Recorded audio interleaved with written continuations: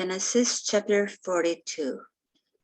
When Jacob learned that there was grain in Egypt, he said to his sons, "Why do you just keep looking at each other?" He continued, "I have heard that there is grain in Egypt. Go down there and buy some for us, so that we may live and not die." Then 10 of Joseph's brothers went down to buy grain from Egypt. But Jacob did not send Benjamin, Joseph's brother, with the others because he was afraid that harm might come to him. So Israel's sons were among those who went to buy grain, for there was famine in the land of Canaan also. Now Joseph was the governor of the land, the person who sold grain to all its people. So when Joseph's brothers arrived, they bowed down to him with their faces to the ground. As soon as Joseph saw his brothers, he recognized them, but he pretended to be a stranger and spoke harshly to them. "Where do you come from?" he asked. "From the land of Canaan," they replied, "to buy food." Although Joseph recognized his brothers, they did not recognize him. Then he remembered his dreams about them and said to them, "You are spies. You have come to see where our land is unprotected." "No, my lord," they answered. "Your servants have come to buy food. We are all the sons of one man.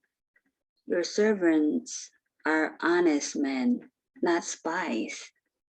"No," he said to them, "you have come to see where our land is unprotected." But they replied, "Your servants were 12 brothers, the sons of one man who lives in the land of Canaan. The youngest is now with our father, and one is no more." Joseph said to them, "It is just as I told you, you are spies, and this is how you will be tested. As surely as Pharaoh lives, you will not leave this place unless your youngest brother comes here. Send one of your number to get your brother. The rest of you will be kept in prison, so that your words may be tested to see if you are telling the truth. If you're not, then as surely as Pharaoh lives, you are spies." And he put them all in custody for 3 days. On the third day, Joseph said to them, "Do this, and you will live, for I fear God. If you are honest men, let one of your brothers stay here in prison, while the rest of you go and take grain back for your starving households. But you must bring your youngest brother to me so that your words may be verified and that you may not die." This they proceeded to do. They said to one another, "Surely we are being punished because of our brother. We saw how distressed he was when he pleaded with us for his life, but we would not listen. That's why this distress has come on us." Reuben replied, "Didn't I tell you not to sin against the boy?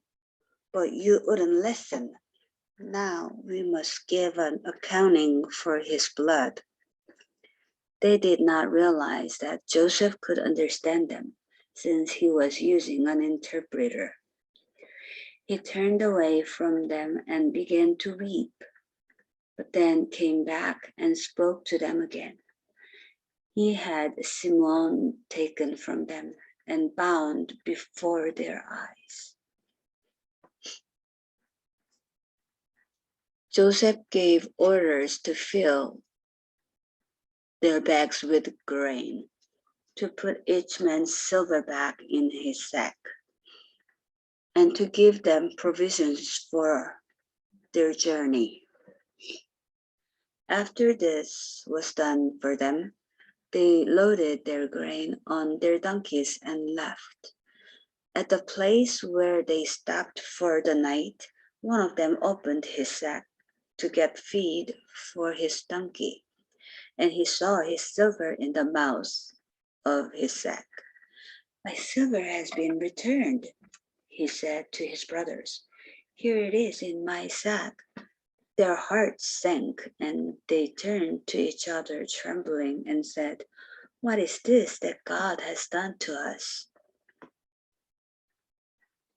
When they came to their father Jacob in the land of Canaan, they told him all that had happened to them. They said, "The man who is Lord over the land spoke harshly to us and treated us as though we were spying on the land. But we said to him, 'We are honest men, we are not spies. We were 12 brothers, sons of one father. One is no more, and the youngest is now with our father in Canaan.' Then the man who is Lord over the land said to us, 'This is how I will know whether you are honest men. Leave one of your brothers here with me and take food for your starving households and go. But bring your youngest brother to me so I will know that you are not spies, but honest men. Then I will give your brother back to you, and you can trade in the land.' As they were emptying their sacks, there in each man's sack was his pouch of silver. When they and their father saw the money pouches, they were frightened. Their father Jacob said to them, 'You have deprived me of my children. Joseph is no more, and Simon is no more, and now you want to take Benjamin. Everything is against me.' Then Reuben said to his father, 'You may put both of my sons to death if I do not bring him back to you. Entrust him to my care, and I will bring him back.' But Jacob said, 'My son will not go down there with you. His brother is dead, and he is the only one left. If harm comes to him on the journey you are taking, you will bring my gray head down to the grave in sorrow.'"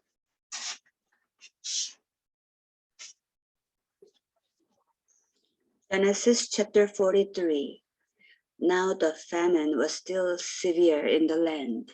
So when they had eaten all the grain they had brought from Egypt, their father said to them, "Go back and buy us a little more food." But Judah said to him, "The man warned us solemnly, 'You will not see my face again unless your brother is with you. If you will send our brother along with us, we'll go down and buy food for you. But if you will not send him, we will not go down, because the man said to us, "You will not see my face again unless your brother is with you." Israel asked, "Why did you bring this trouble on me by telling the man you had another brother?"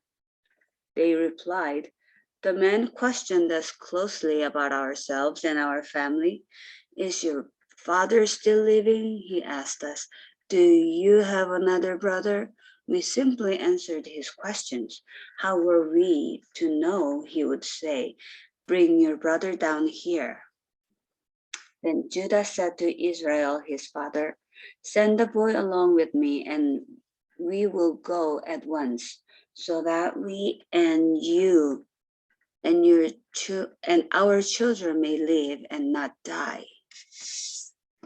Myself will guarantee his safety. You can hold me personally responsible for him. If I do not bring him back to you and set him here before you, I will bear the blame before you all my life. As it is, if we had not delayed, we could have gone and returned twice. Then their father Israel said to them, if it must be, then do this. Put some of the best products of the land in your bags and take them down to the men as a gift. A little balm and a little honey, some spices and myrrh, some pistachio nuts and almonds. Take double the amount of silver with you, for you must return the silver that was put back into the mouths of your sacks. Perhaps it was a mistake. Take your brother also and go back to the men at once. And may God Almighty grant you mercy before the man, so that he will let your other brother and Benjamin come back with you. As for me, if I am bereaved, I am bereaved. So the men took the gifts and double the amount of silver, and Benjamin also. They hurried down to Egypt and presented themselves to Joseph. When Joseph saw Benjamin with them, he said to the steward of his house, take these men to my house, slaughter an animal and prepare a meal. They are to eat with me at noon. The man did as Joseph told him and took the men to Joseph's house. Now the men were frightened when they were taken to his house. They thought, we were brought here because of the silver that was put back into our sacks the first time. He wants to attack us and overpower us and seize us as slaves and take our donkeys. So they went up to Joseph's steward and spoke to him at the entrance to the house. We beg your pardon, our Lord, they said. We came down here the first time to buy food. But at the place where we stopped for the night, we opened our sacks and each of us found silver, the exact weight, in the mouth of his sack. So we have brought it back with us. We have also brought additional silver with us to buy food. We don't know who put our silver in our sacks. It's all right, he said. Don't be afraid. Your God, the God of your father, has given you treasure in your sacks. I received your silver. Then he brought Simon out to them. The steward took the men into Joseph's house, gave them water to wash their feet, and provided fodder for their donkeys. They prepared their gifts for Joseph's arrival at noon because they had heard that they were to eat there. When Joseph came home, they presented to him the gifts they had brought into the house, and they bowed down before him to the ground. He asked them how they were, and then he said, how is your aged father you told me about? Is he still living? They replied, your servant, our father, is still alive and well. And they bowed down, prostrating themselves before him. As he looked about and saw his brother Benjamin, his own mother's son, he asked, is this your youngest brother, the one you told me about? And he said, God be gracious to you, my son. Deeply moved at the sight of his brother Joseph, Joseph hurried out and looked for a place to weep. He went into his private room and wept there. After he had washed his face, he came out and, controlling himself, said, "Serve the food." They served him by himself, the brothers by themselves, and the Egyptians who ate with him by themselves, because Egyptians could not eat with Hebrews, for that is detestable to Egyptians. The man has been seated before him in the order of their ages, from the firstborn to the youngest, and they looked at each other in astonishment. When portions were served to them from Joseph's table, Benjamin's portion was 5 times as much as anyone else. So they feasted and drank freely with him.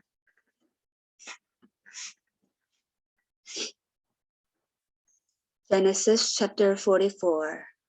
Now Joseph gave these instructions to the steward of his house. Fill the men's sacks with as much food as they can carry, and put each man's silver in the mouth of his sack. Then put my cup, the silver one, in the mouth of the youngest one's sack, along with the silver for his grain. And he did as Joseph said. As morning dawned, the men were sent on their way with their donkeys. They had not gone far from the city when Joseph said to his steward, "Go after those men at once, and when you catch up with them, say to them, 'Why have you repaid good with evil? Isn't this my cup my master drinks from and also uses for divination? This is a wicked thing you have done." When he caught up with them, he repeated these words to them. But they said to him, "Why does my lord say such things? Far be it from your servants to do anything like that. We even brought back to you from the land of Canaan the silver we found inside the mouths of our sacks. So why would we steal silver or gold from your master's house? If any of your servants is found to have it, he will die, and the rest of us will become my lord's slaves." "Very well then," he said. "Let it be as you said. Whoever is found to have it will become my slave. The rest of you will be free from blame." Each of them quickly lowered his sack to the ground and opened it. Then the steward proceeded to search, beginning with the oldest and ending with the youngest. And the cup was found in Benjamin's sack. At this, they tore their clothes. Then they all loaded their donkeys and returned to the city. Joseph was still in the house when Judah and his brothers came in, and they threw themselves to the ground before him. Joseph said to them, "What is this you have done? Don't you know that a man like me can find things out by divination?" "What can we say to my lord?" Judah replied. "What can we say? How can we prove our innocence? God has uncovered your servant's guilt. We are now my lord's slaves, we ourselves and the one who was found to have the cup." But Joseph said, "Far be it from me to do such a thing. Only the man who was found to have the cup will become my slave. The rest of you go back to your father in peace." Then Judah went up to him and said, "Pardon your servant, my lord." Let me speak a word to my Lord. Do not be angry with your servant, though you are equal to Pharaoh himself. My Lord asked his servant, do you have a father or a brother? And we answered, we have an aged father, and there is a young son born to him in his old age. His brother is dead, and he is the only one of his mother's sons left, and his father loves him. Then you said to your servants, bring him down to me so I can see him for myself. And we said to my Lord, the boy cannot leave his father. If he leaves him, his father will die. But you told your servants, unless your youngest brother comes down with you, you will not see my face again. When we went back to your servants, my father, we told him what my Lord had said. Then our father said, go back and buy a little more food.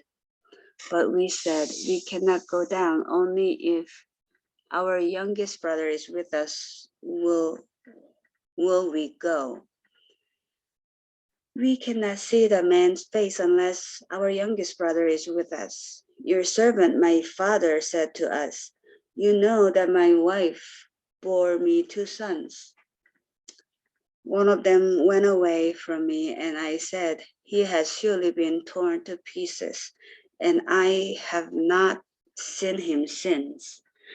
If you take this one from me too, and harm comes to him, you will bring my gray head down to the grave in misery. So now, if the boy is not with us when I go back to your servant, my father, and if my father, whose life is closely bound up with the boy's life, sees that the boy isn't there, he will die. Your servants will bring the gray head of our father down to the grave in sorrow.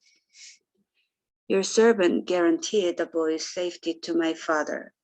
I said, if I do not bring him back to you, I will bear the blame before you, my father, all my life. Now then, please let your servant remain here as my Lord's slave in place of the boy, and let the boy return with his brothers. How can I go back to my father if the boy is not with me? No, do not let me see the misery that would come on my father.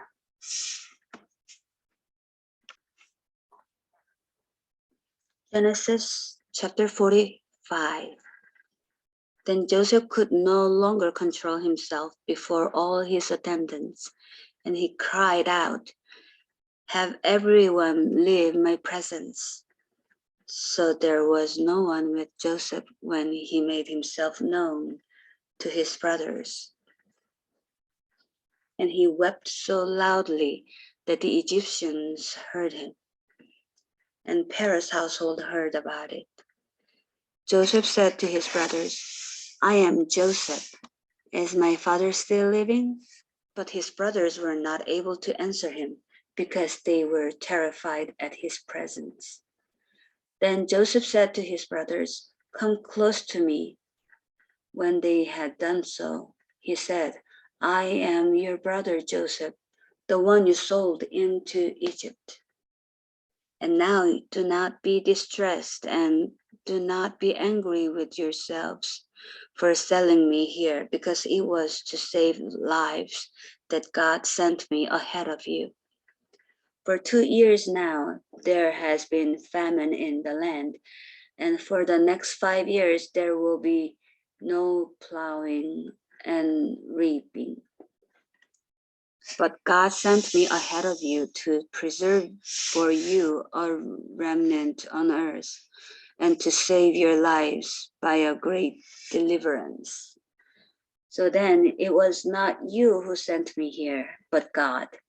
He made me father to Pharaoh, lord of his entire household and ruler of Egypt.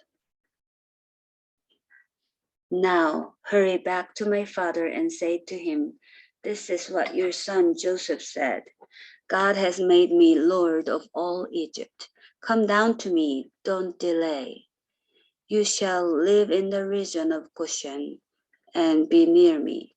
You, your children and your grandchildren, your flocks and herds, and all you have. I will provide you there because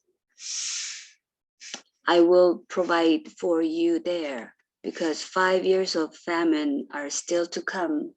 Otherwise, you and your household and all who belong to you will become destitute. You can see for yourselves, and so can my brother Benjamin, that it is really I who am speaking to you. Tell my father about all the honor accorded me in Egypt and about everything you have seen, and bring my father down here quickly. Then he threw his arms around his brother Benjamin and wept, and Benjamin embraced him weeping. And he kissed all his brothers and wept over them. Afterward, his brothers talked with him.